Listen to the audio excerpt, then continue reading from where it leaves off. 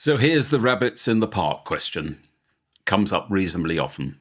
And the solution follows a very similar pattern. Now, we've got a certain number of rabbits in a park.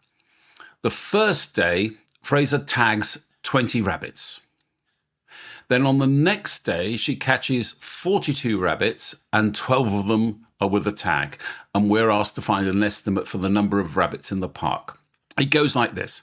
Monday, she tags 20 rabbits out of a population of, well, let's call it P. So on the Tuesday, provided none have died or indeed have been born overnight, she's found that 12 of the 42 rabbits she's found are with a tag.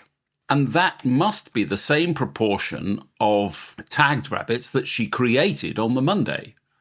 So this is equal to 12 over 42. So it's just a matter of solving for P, the population.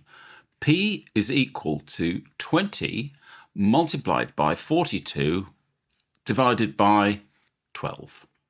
A 4 will go into both 12 and 20. This goes 5 times and 3 times.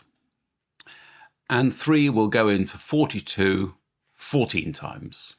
So this is equal to 5 times 14, which is equal to 70. Then there's a very silly part B, which is not even worth mentioning. That's your answer.